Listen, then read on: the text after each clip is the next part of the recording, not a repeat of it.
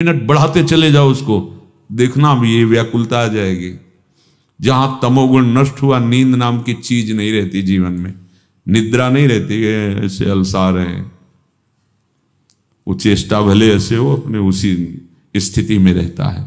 अब आगे कुछ त्याग करने की तुम्हारे अंदर लड़ाई नहीं होगी, अपने आप त्याग हो जाएगा। देखो इसमें लिखा है, जितने सब शरीर संबंधी प्यार थे अब ममत्व हटकर समत्व हो गया, सब में अपने प्यारे लाडले प्रभु का भाव हो गया।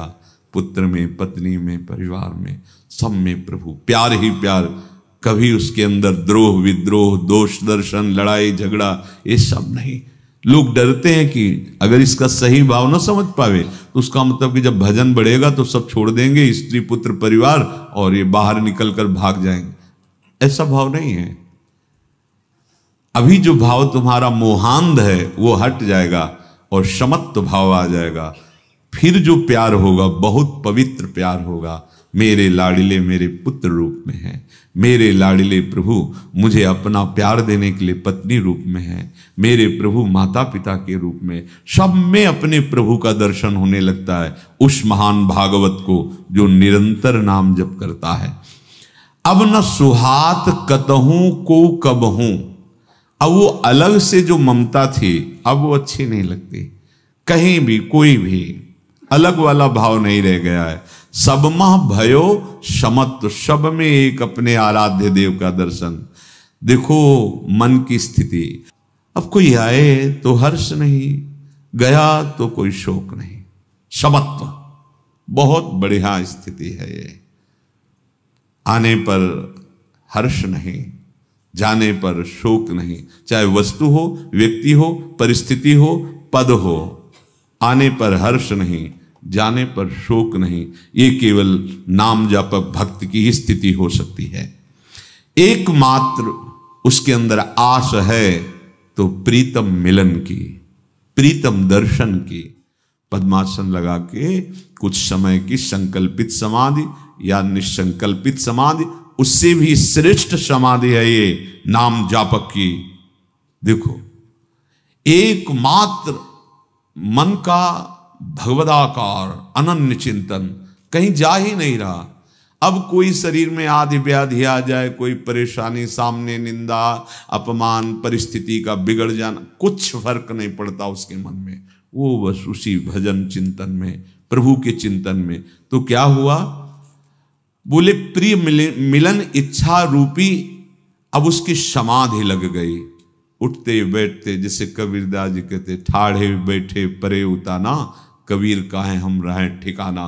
हर समय अपने आराध्य देव में स्थित समा। इसी को स्वामी जी कह रहे हैं, चित न डुला इत आओ समाधि भीतर। ये समाधि हर समय अपने प्यारे जू के चिंतन में, सम्मत्व जगत में, ममत्व प्रिया प्रीतम में, ये भारी समाधि है, भारी समाधि। अब न कोई चिंता रह गया, न कोई दुख रह गया, अब न कोई व्याकुलता रह गई, सब विधि से चैन मिल गई।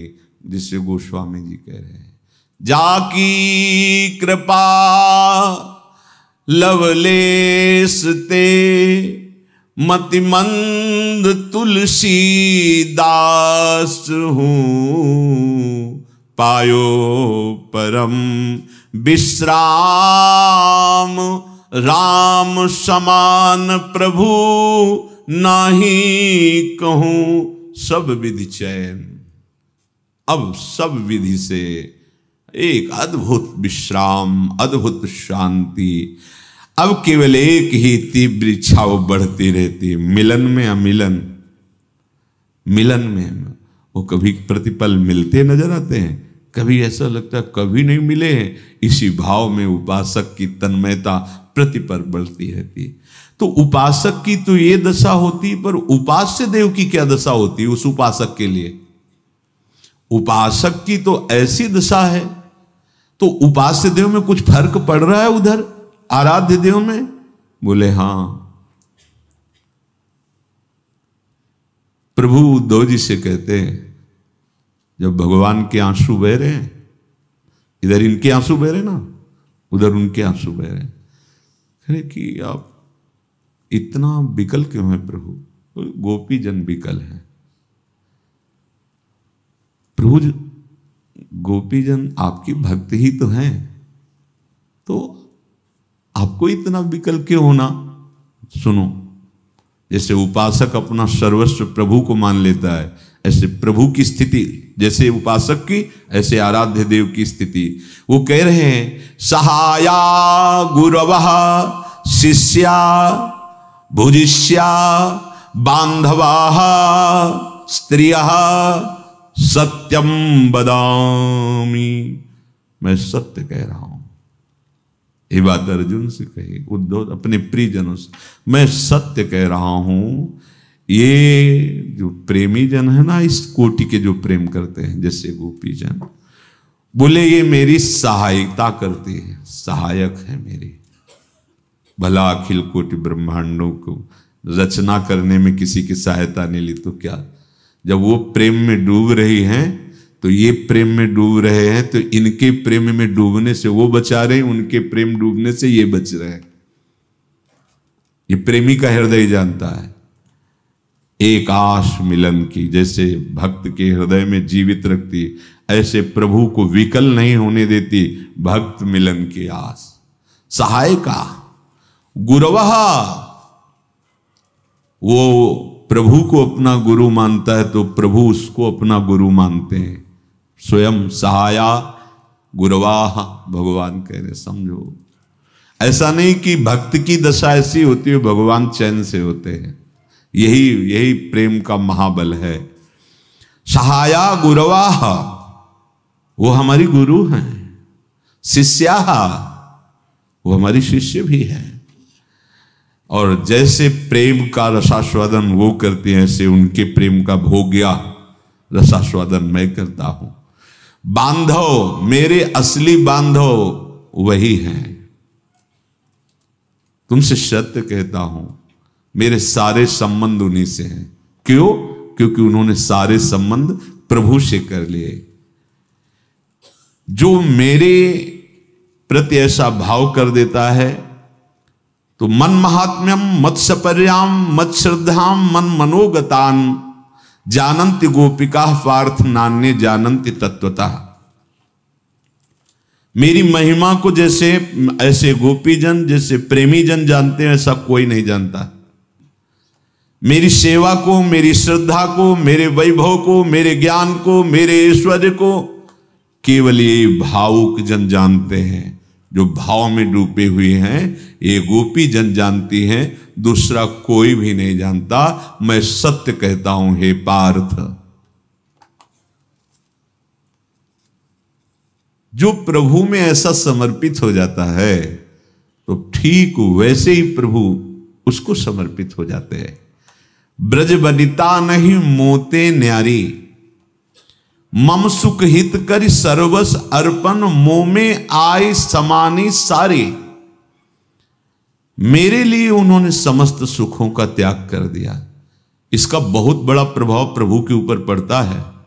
ध्यान देना, जब हम अपने किसी भी प्रिय सुख को, जिसे समझते हैं भोग सामग्री या शरीर या पद, भगवान कह रहे हैं ये त्यक्त लोक धर्माश्च मदर्थे तान विभर में हम ता मन मनस्का मत प्राणा मदर्थे त्यक्त दहिका मामेव दयितम प्रेष्ठ मात्मानम मनसागता। तान मन मनस्का, उन्होंने अपना मन मुझे दे दिया। देखो, और कुछ बाहरी वस्तुएं तो भगवान की तरफ देने के लिए उत्साह बना सकते हैं, लेकिन मन को नहीं दे सकते।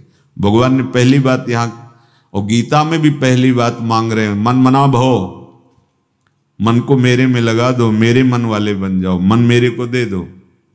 काहे नहीं दे देते?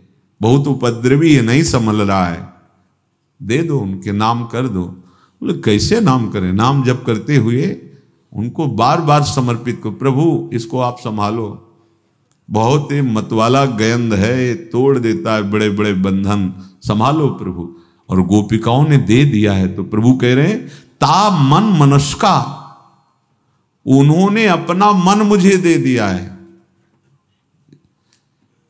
जो गृहस्थ हैं डरते हैं कि अगर हम भजन करेंगे या ऐसा तो कहीं ऐसी स्थिति ना आ जाए कि काम धंधा छूट जाए, घर परिवार छूट जाए। भैया गोपी जनों से बढ़कर कोई महान भक्त नहीं हुआ, इनका कोई कार्य ऐसा नहीं हुआ कि जो गृहस्थी में रहते हुए वो कार्य ना करती हो। सब कार्य, पति हैं, पुत्र हैं, सब सेवाएं हैं, पर मन जो है वो करुणा निधान श्री कृष्ण में स्वीकार किए हुए प्रभु कह रहे ता मन मनस्का, गोपियों ने अपने मन को मेरे को दे दिया है। कितनी निश्चिंतता हो गई, बेपरवाही हो गई। इसी में तो सब परेशान है, प्रश्न करते हैं मेरा मन नहीं लगता, मेरा मन ऐसा, मेरा मन वैसा। ये लो प्रभु, जैसा है वैसा है, आप लो, आप अपने लायक बना लेना। पक्का वो ले लिए, बस तुम हर बार यही सोचना कि हमने तो दे दिया है प्रभु को, दे दिया है प्रभु को। पक्का वो डोरी संभाल लेंगे, वो ऐसी संभाल लेंगे कि महात्मा बना देंगे, अंदर से महात्मा, बाहर से महात्मा की बात नहीं। डरना मत, नहीं तो हम बड़े प्रश्न आते हैं कि हमारे पति सत्संग सुनते हो, बाबा जी न बन जाए, डर लगता है। अरे आप समझो, स्थिति की बात हो रही है। ये हम लोगों के भाग्य में निवृत्ति मार्ग है, दो मार्ग है, तो एक प्रवृत्ति मार्ग, एक निवृत्ति। एक बार रामकृष्ण मिशन में भर्ती हुए तो एक बढ़िया डॉक्टर जो सर्जन थे वो आए और वो थोड़ा बातचीत की, तो उनका आपकी बुद्धि बहुत प्रवीण है, आप बाबा जी क्यों बन गए? तुमका आप बुरा तो नहीं मानोगे, एक प्रश्न करें आपसे। हमको तुम यहाँ के पूंछा लगाने वाले क्यों नहीं बन गए, सर्जन क्यों बने? आप यहाँ के पूंछा लगाने वाले बनते। बोले मेरे भाग में था, तुमका समझ गए? बोले हम उत्तर मिल गया, मिल गया। ये मेरे भाग्य में, ये हम लोगों का सौभाग्य पहले से निश्चित कर दिया गया आचार्य कृपा, गुरु कृपा से, कि तुम निवृत्ति मार्ग में चलो। पर ऐसा नहीं है कि आप प्रवृत्ति मार्ग में हैं तो आपको जो निवृत्ति मार्ग का फल है वो आपको नहीं मिलेगा, ऐसा नहीं है। बिल्कुल ऐसा भ्रम मत रखना, और ऐसा करना भी मत कि सत्संग सुना और मरकट बैराग। ये अंदर की बातें हैं, इनको अंदर देखो। गोपीजन वैसे ही रहती है जैसे घर की बहू रहती है, पूरी वैसी सेवा शुश्रूषा और श्री कृष्ण अनुराग में रंगी हुई, ऐसे ही रहा जाता है। भाई जी हनुमान प्रसाद पोद्दार जी महाराज, वही धोती कुर्ता चश्मा, वैसे ही गृहस्थ वेश, और बड़ी ऊंची स्थिति कि एक विरक्त महात्मा उनके चरणों का आश्रय लेकर आजीवन संग का व्रत ले लिया, जो महान असंग थे राधा बाबा। मतलब आश्चर्य की बात है।